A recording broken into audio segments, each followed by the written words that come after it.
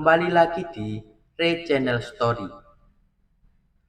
Pada kesempatan kali ini, saya akan membagikan video seram yang berjudul Kisah Mistis di Cadas Pangeran. Sebelum lanjut, jangan lupa like, komen, dan subscribe.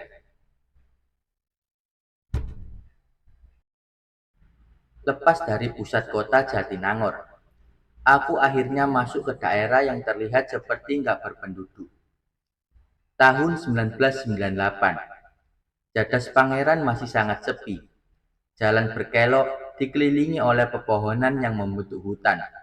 Sama sekali nggak ada penerangan, gelap gulita. Memang, ada satu atau dua warung kecil berdiri di pinggir jalan, tapi sudah dalam keadaan tutup. Hanya lampu kecilnya saja yang masih menyala redup. Jalanan aspal Cadas Pangeran masih cukup bagus untuk dilalui, walau ada beberapa bagian yang rusak dan berlubang. Saat itu, menemani perjalanan, aku mendengarkan siaran dari salah satu stasiun radio. Walaupun tangkapannya sudah nggak bagus karena kendala jarak, namun aku masih terus menyalakan dan mendengarnya. Seenggaknya membantu memecah kesunyian. Karena sudah tengah malam, stasiun radio memutar lagu-lagu slow hits yang tenar pada saat itu, ataupun lagu lawas yang masih enak didengar. Tapi berikutnya aku jadi nggak terlalu fokus mendengar radio, karena lebih banyak konsentrasi memperhatikan jalan. Jalanan mulai berkelok banyak, menanjak, dan tentu saja semakin senyap dan sepi. Kanan kiri yang ada hanya gelap pepohonan rapat berdiri. Aku sudah sangat hafal kalau kanan jalan terdapat banyak jurang yang sangat dalam, membuat pengendara harus berhati-hati terutama pada malam hari. Sebenarnya, daerah Cadas Pangeran ini nggak makan banyak waktu untuk dilalui. Sebentar saja, setelahnya akan ditemui lagi rumah penduduk. Tapi tetap saja aura kengerian sungguh terasa. Yang paling khas adalah adanya patung dua sosok bersejarah yang sedang bersalaman, yaitu Pangeran Cornel dan Dendels. Sang pangeran bersalaman dengan Dendels menggunakan tangan kiri. Ada sejarahnya kenapa digambarkan seperti itu. Seperti yang aku bilang tadi, Cadas Pangeran ini nggak terlalu panjang. Mungkin hanya kurang lebih 5 kilometer saja. Makanya seharusnya aku akan melewatinya nggak sampai setengah jam. Seharusnya seperti itu. Tapi saat itu aku merasa kalau sudah cukup lama waktu berjalan. Tapi belum juga sampai di patung yang aku bilang tadi. Sementara jalanan masih terus menanjak. Dengan kelokan tajam, gelapnya semakin pekat. Sepinya jangan ditanya lagi. Terus berkonsentrasi memperhatikan jalan. Aku jadi nggak terlalu fokus pada radio yang sejak tadi menemani. Padahal siarannya sudah berganti. Iya, aku baru sadar kalau ternyata radio sudah nggak memutar lagu-lagu lagi. Tapi malah mengeluarkan suara yang sangat aneh. Karena itulah yang menyebabkan aku perlahan mulai memperlambat laju kendaraan, teralihkan dengan suara dari radio. Awalnya seperti suara angin, hanya itu saja, suara angin. Tapi lama-kelamaan sayup terdengar suara lain. Kenapa aku bilang sayup? Karena suaranya terdengar seperti dari kejauhan, berdesakan dan hampir tertutup oleh suara angin tadi. Tapi kedengeran. Ada bunyi yang seperti suara dari banyak orang. Orang-orang bersahutan seperti sedang percakapan. Laju kendaraan jadi makin lambat, malah nyaris berhenti. Aku lebih fokus mendengarkan suara aneh yang muncul dari radio. Lama-kelamaan suara angin perlahan menghilang, berganti dengan percakapan orang-orang. Aku pun memperbesar volume, berusaha untuk lebih jelas lagi menangkap suaranya. Ternyata orang-orang yang ada di dalam radio ini bercakap-cakap menggunakan bahasa Sunda. Tapi bahasa Sunda yang nyaris sebagian besar aku nggak mengerti. namun tetap dengan logat khas Sunda kental. Ini siaran radio apa sih? Bertanya-tanya sendiri. Di tengah hutan kebingungan, tiba-tiba mesin mobil tersendat, seperti mau mati. Duh, ada apa lagi ini? Untungnya, aku masih sempat meminggirkan kendaraan tepat sebelum mesinnya benar-benar mati. Dan benar, beberapa saat kemudian mesin mobil mati, mogok. Dalam gelap sunyi, cadas pangeran, aku terdampar di tengah malam buta. Sebentar, aku masih diam di dalam. Walaupun mesin mobil mati, namun radio masih terus menyala dengan siaran yang sangat aneh ini. Aku terus fokus mendengarkan, karena lama-kelamaan makin aneh. Percakapan orang-orang itu makin gak jelas. Dan keanehan bertambah lagi. Kalau diperhatikan dengan seksama, ternyata ada suara lain. Aku mendengar orang-orang itu sedang melakukan pekerjaan kasar, karena muncul suara seperti palu menghantam. Dan juga ada suara-suara lainnya, yang kira-kira sama seperti itu. Ini siaran drama radio kah? Atau apa sih? Saat itu aku nggak tahu. Tapi aku terpaksa harus mengalihkan perhatian ke mobil. Kenapa mesinnya sampai mati total begini? Beberapa saat kemudian, aku turun kendaraan, lalu berjalan ke depan untuk memeriksa kondisi. Berbekal lampu senter di tangan, aku membuka kap mesin dan memeriksanya. Dengan mata telanjang, aku bisa melihat kalau mesin seharusnya nggak ada masalah. Bahan bakar masih terisi penuh. Harusnya benar-benar nggak ada masalah. Tapi kenapa malah mogok? Kenapa sih mobil ini? Aku bergumam sendirian. Angin bertiup sepoi. Dinginnya menembus jaket tebal yang aku kenakan. Sepi dan hening menyelimuti suasana yang sejak tadi mulai terasa aneh. Keanehan menjadi mulai menjurus seram ketika aku akhirnya sadar akan sesuatu. Aku menyorot lampu senter ke arah jalanan. Kenapa ke jalan? Karena keanehan terletak di situ. Ternyata jalanan yang tadinya beraspal tiba-tiba sudah berubah jadi jalan tanah berbatu. Iya, jalan tanah berbatu. Kok jadi jalan tanah? Emang tadi salah belok di mana? Itu pertanyaan yang muncul di kepala. Lalu, angin yang tadinya hanya bertiup sepoi dan ada sedikit pergerakan, tiba-tiba berhenti. Sama sekali nggak ada hembusan. Dan yang sangat terasa, waktu seperti berhenti bergulir, terpatri diam pada satu titik. Mulai merinding, aku kemudian menutup kap mesin lalu bergegas masuk mobil. Sementara radio masih menyiarkan siaran aneh itu. Di mobil, aku mencoba peruntungan, memutar kunci untuk menghidupkan mesin. Apesnya ternyata masih belum bisa hidup juga. Mesin masih mati.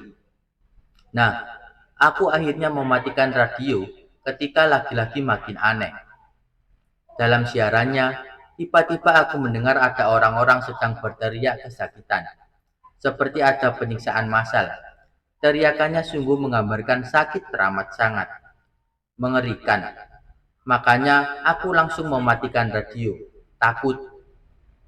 Hening sempat menguasai. Sepi jadi selimut, suasana yang sudah menjurus ngeri. Tapi hanya sebentar. Momen berikutnya, aku akan melihat pemandangan yang sangat aneh. Sekeliling masih sangat gelap. Penglihatan hanya dibantu oleh terang redup langit malam. Aku masih terus memandang ke depan. Jalanan tanah yang sejak tadi jadi sumber kebingungan. Jalanannya kosong, tapi sepinya seperti memperhatikan. Nah, ketika sedang dalam kebingungan mencari jawaban dan menerka-nerka apa yang sedang terjadi, tiba-tiba perlahan aku mendengar suara. Suara yang awalnya sayup seperti dari kejauhan, tapi lama-kelamaan makin jelas. Aku mendengar suara-suara yang persis sama dengan yang muncul di radio sebelumnya. Suara-suara orang yang sedang melakukan pekerjaan kasar. Namun, kali ini bukan dari radio, dari luar. Penasaran, aku lalu menurunkan sedikit kaca jendela dengan maksud supaya bisa mendengar lebih jelas lagi. Dan benar, ternyata suara itu memang dari luar, seperti ada orang yang sedang bekerja. Tapi aku belum melihat ada siapa-siapa, seperti masih tetap sepi dan kosong. Tapi belasan detik berikutnya mulai ada yang berubah. Ada pemandangan yang awalnya sangat samar. Aku memicingkan mata, berusaha memastikan kalau penglihatanku nggak salah, karena melihat ada pergerakan nggak jauh di depan sana. Aku melihat ada orang yang sepertinya sedang bekerja di jalan. Karena gelap, aku masih melihat penampakan sosok itu dalam bentuk siluet. Tapi lama-kelamaan aku yakin kalau dia memang sedang bekerja, karena tangannya sedang mengayunkan perkakas lalu menghantamkannya ke jalan. Berulang-ulang seperti itu. Siapa sih dia? Dia lagi ngapain tengah malam begini? Dalam hati aku bertanya-tanya. Nah, yang awalnya aku melihat sosok itu sedang bekerja sendirian, lama-kelamaan muncul sosok lain. Satu persatu bermunculan di tempat berbeda, berpencar, namun masih di wilayah yang sama. Ada yang kelihatan sangat jauh, dan ada pula yang hanya beberapa meter dari kendaraan. Dan sama, mereka semua terlihat seperti sedang bekerja. Beberapa di antaranya malah ada yang sambil berbincang. Tapi yaitu, aku tetap melihat dalam bentuk bayangan hitam. Sama sekali nggak bisa melihat wajah mereka dengan jelas. Padahal ada beberapa sosok berdiri sangat dekat jaraknya. Ketakutan mulai menyeruak isi kepala, karena aku tiba-tiba ambil kesimpulan kalau mereka ini bukan manusia. Keseraman membuat udara dingin jadi sama sekali nggak terasa. Cukup lama memperhatikan mereka semua, sampai akhirnya aku berasumsi kalau mereka sedang bekerja membuat jalan. Jalanan tanah yang jadi sumber kebingunganku dari awal. Tuhan, sedang terdampar di manakah aku ini? Dan seperti terhipnotis, aku terus-terusan memperhatikan pemandangan seram itu. Sampai-sampai nggak sadar kalau ternyata ada sosok yang sedang memperhatikan aku. Sosok ini berdiri tepat di samping kendaraan, persis depan pintu. Tubuhnya nyaris menempel badan mobil, sangat dekat. Tentu saja aku kaget. Sosok seram ini hanya berdiri diam, namun sangat berbeda dengan sosok seram lain yang sudah muncul duluan. Dia nggak berbentuk bayangan hitam. Aku melihat dengan jelas kalau dia berbentuk sosok manusia. Sangat jelas aku melihat garis mukanya. Berpawakan tinggi besar, berkumis, bertopi bundar, berpakaian warna putih lusuh dengan beberapa saku di depan. Benar, dia orang bule, terlihat seperti mandor Belanda. Kami sempat bertatapan cukup lama. Wajahnya mengerikan, tersenyum datar tanpa ekspresi. Aku sangat ketakutan. Mandor Belanda ini tangan kanannya memegang tongkat pendek. Nah, dengan tongkat ini, dia lalu mengetuk kaca jendelaku. Aku semakin panik, gak tahu apa yang harus dilakukan. Gak kuat. Aku lalu menundukkan wajah, menempelkan kepala ke setir mobil. Gak berani melihat sekeliling, apalagi menatap sosok yang ada di sebelah kananku. Menangis ketakutan, bait-bait doa mulai keluar dari mulut. Aku meminta pertolongannya. Sementara itu, suara ketukan jendela masih terus terdengar. Seram. Gak, aku gak berani melihatnya lagi. Lebih memilih untuk terus menunduk sambil berdoa. Iya, ketukan pada jendela terus-terusan terdengar. Namun, lama-kelamaan ketukan semakin jarang. sampai akhirnya menghilang sama sekali. Suara-suara sosok-sosok yang sedang bekerja ikut menghilang. Sepi dan hening kembali menguasai. Tapi aku masih tetap terus menundukkan kepala, belum berani melihat ke sekitar. Beberapa menit lamanya berlangsung seperti itu. Sampai ketika tiba-tiba ketukan itu muncul lagi. Kembali tubuhku gemetar. Terus-terusan, ketukan pada jendela ada lagi. Kang, Kang, Kang. Tapi setelahnya aku malah mendengar ada suara memanggil seperti itu.